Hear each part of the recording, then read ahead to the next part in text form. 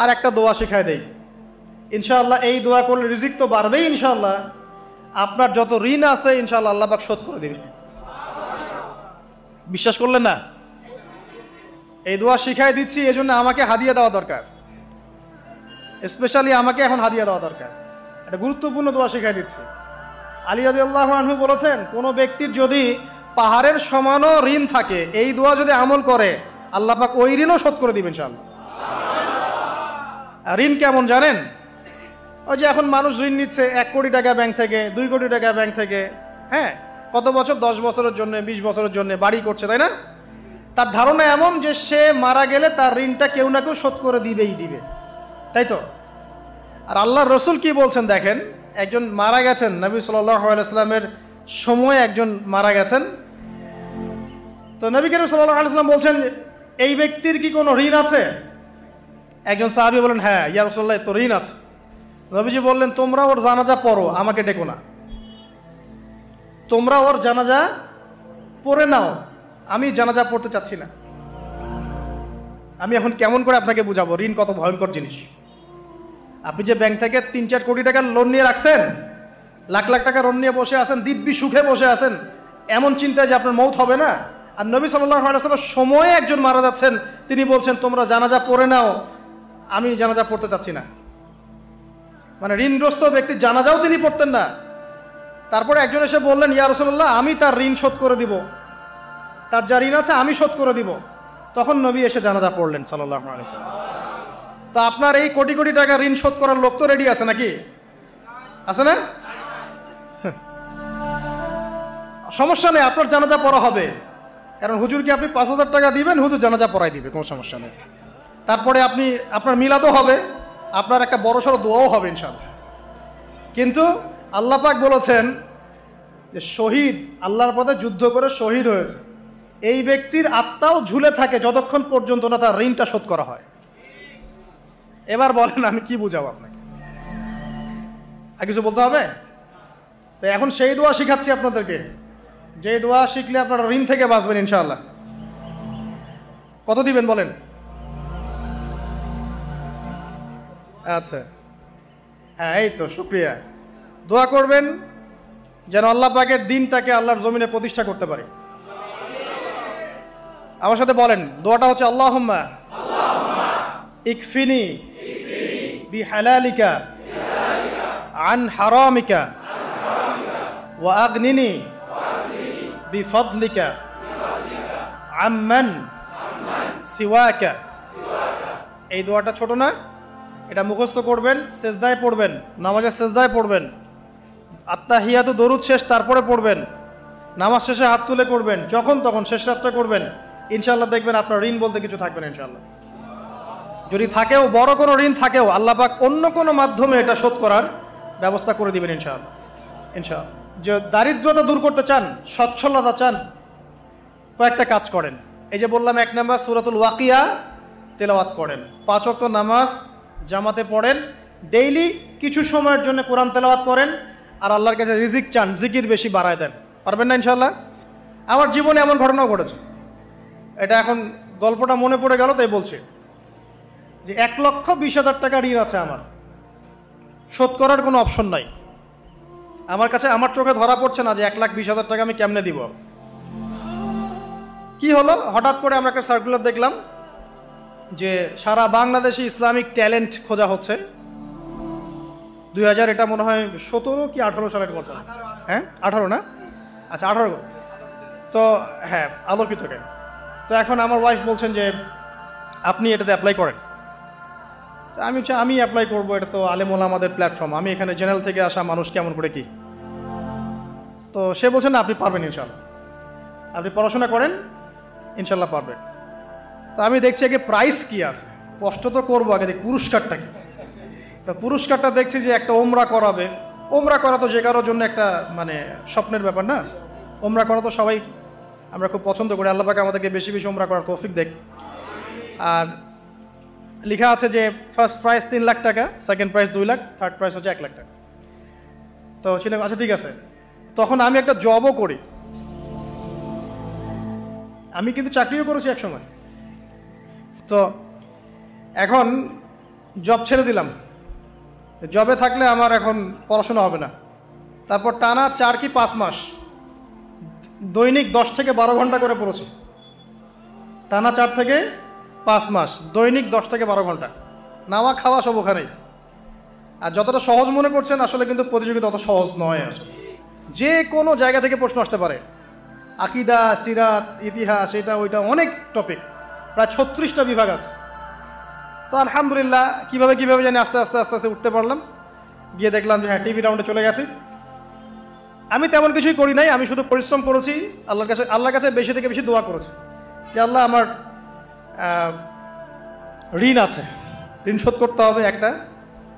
এবং আমি চাচ্ছি যে এই প্রোগ্রামের মধ্য দিয়ে দিনের একটা বড় সার্কেল পাওয়া যায়, দিনই প্ল্যাটফর্ম পাওয়া যায়।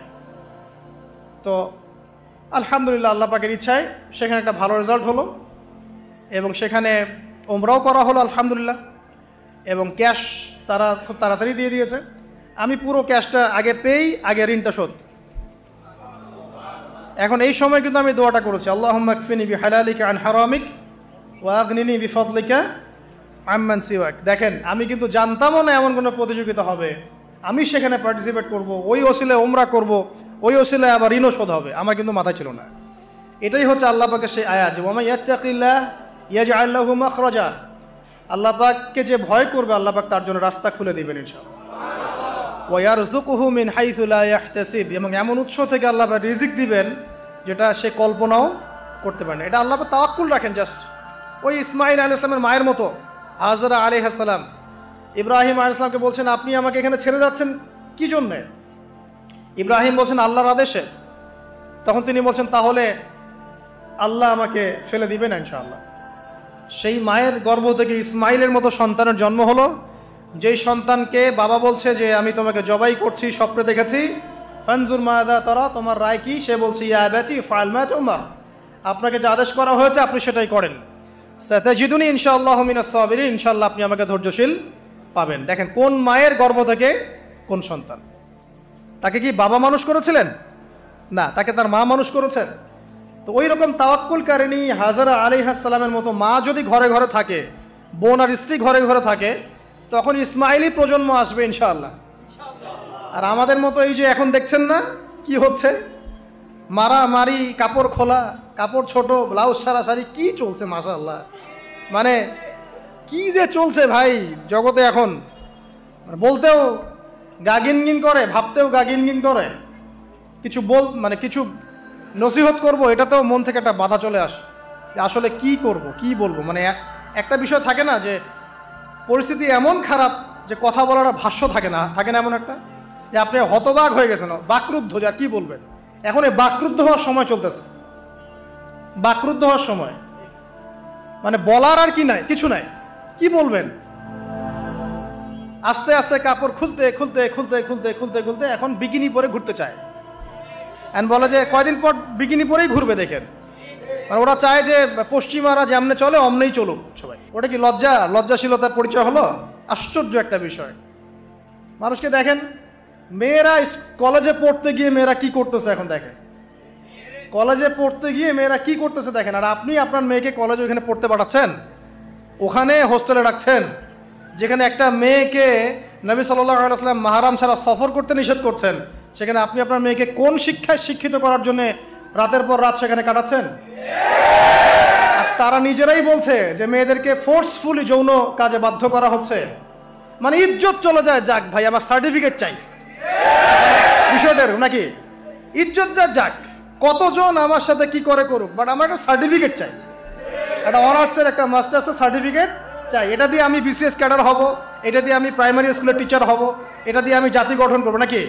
পরে এরাই তো আপনার ঘরে বউ হিসেবে আসবে, মানে আপনার কি অবস্থা হবে চিন্তা করেন এখন। তা আমরা আসলে ভাই কোথায় আসি এখন? আল্লাহ পাক আমাদেরকে বোধোদয় দান করুক, আমরা দোয়া করি। তবে একটা হাদিস না বললে আমি এখান থেকে সরতে পারতেছি না। এই কথাই নবী সাল্লাল্লাহু আলাইহি ওয়াসাল্লাম বলেছেন, হুবাহু এই কথাই, একদম এটাই, যে ফিতনা ধেয়ে আসছে, লা ইলাহা ইল্লাল্লাহ ফিতনা ধেয়ে আসছে। তার স্ত্রী জাইনাব বিনতে জাহাশ তিনি বলছেন, ইয়া রাসূলুল্লাহ সাল্লাল্লাহু আলাইহি ওয়াসাল্লাম, আনুহলিকু ওয়া ফিনা সালিহুন, আমাদের মধ্যে সৎ মানুষগুলো থাকা সত্ত্বেও কি আমরা ধ্বংস হয়ে যাব? সুন্দর প্রশ্ন না? নবীজি বলছেন, নাম, তোমরা ধ্বংস হয়ে যাবে। ইদা কাসুরাতিল খাবাস, যখন এরকম নগ্নতা, বেহায়াপনা, অশ্লীলতা ছড়িয়ে পড়বে, তখন সৎ অসৎ, আলেম জালেম সব ধ্বংস হয়ে যাবে। জাতি গঠন করবেন, সব ধ্বংস। আল্লাহ পাকের গজব সময়ের ব্যাপার মাত্র। আল্লাহ পাক শুধু আসমানি বালাই দেন না, জমিনি বালাও দিতে পারেন। আল্লাহ পাক মুসলিমে ফাসাদ লাগিয়ে দিতে পারেন। আল্লাহ পাক বহিঃশত্রুকে আপনার উপর চাপিয়ে দিতে পারেন। আল্লাহ পাক দুর্ভিক্ষ দিতে পারেন। আল্লাহ পাক মহামারী দিতে পারেন। আল্লাহ পাক কুন বললে ফায়াকুন হতে পারে। সে আল্লাহকে ভুলে গিয়ে এইসব প্রগতিশীলতার নামে যখন নগ্নতার চর্চা হচ্ছে, অশ্লীলতার চর্চা হচ্ছে, আর আমরা এগুলো সব মুখ বুঝে সহ্য করছি, মাদক, পর্ন, জেনা, ব্যভিচার সব চলছে চোখের সামনে, আমরা কিচ্ছু বলার নাই, সুদ ঘুষ সব চলছে। এটা সময়ের ব্যাপার যে আল্লাহ পাকের গজব কখন আসবে। আর যখন আসবে, আলেম জালেম কাউরে ছাড়বে না ইনশাআল্লাহ। আমারে আপনারে কাউরে ছাড়বে না ইনশাআল্লাহ, দেখে নিয়েন। আরেকটা কথা নবীজি বলছেন, দুই শ্রেণীর মানুষ আসবে কিয়ামতের আগে আগে, আমি দেখি নাই। তখন সাহাবীরা বলছেন, কারা ইয়া রাসূলুল্লাহ? একজন বলছেন, এক শ্রেণী হচ্ছে এমন এক শ্রেণীর পুরুষ। কারা এরা? পুরুষ যাদের হাতে লম্বা লম্বা লাঠি থাকবে, লাঠি, এই লাঠি দিয়ে তারা মানুষকে পিটাবে। কি আপনারা বুঝতে পারেন না কারা? আপনি নিজেও তার মধ্যে আছেন, আপনার ভাইও তার মধ্যে আছে।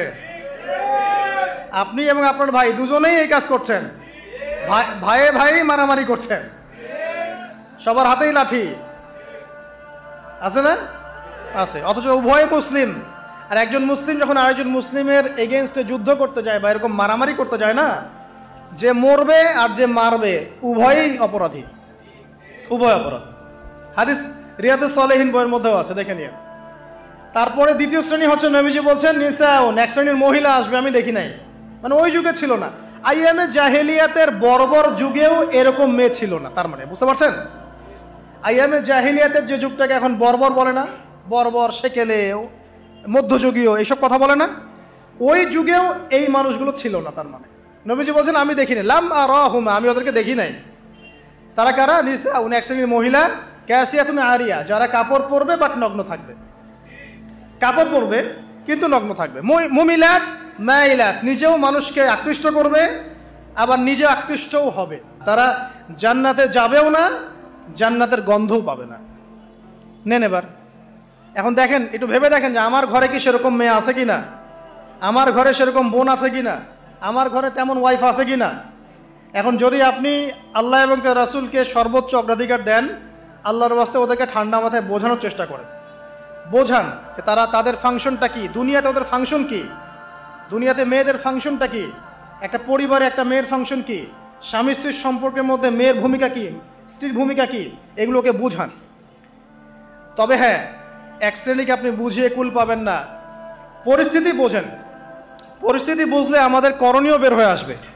করণীয় আমি অনেক দিন বলেছি, জ্ঞান অর্জনের কোনো বিকল্প নাই, জ্ঞান অনুযায়ী আমলের কোনো বিকল্প নাই, আদর্শ পরিবার গড়ার কোনো বিকল্প নাই, পরিবারে মেয়েদেরকে পর্দায় রাখার কোনো বিকল্প আছে? নাই। এমনকি আমাদের ছোট ছোট ছেলে মেয়ে যারা এখন জন্ম নিয়েছে, এদেরকেও ছোটবেলা থেকেই ইসলামের অনুশাসন দিতে হবে, না হলে বড় হয়ে বিগড়ে যাবে। এরা বিগড়াবে না? চতুর্দিকে ফিতনা, এরা তো বিগড়ে যাবেই। হালাল রিজিকের কোনো বিকল্প নাই। দ্বীনের জ্ঞান অর্জন করে দ্বীনি মানুষদের সাথে থাকার কোনো বিকল্প নাই। একা একা থাকতে যাবেন না, দ্বীনের বুঝ আছে এমন মানুষের সাথে থাকবেন, একসাথে থাকবেন। যেখানেই থাকেন, যে নামেই হোক, একসাথে থাকেন, যে নামেই হোক।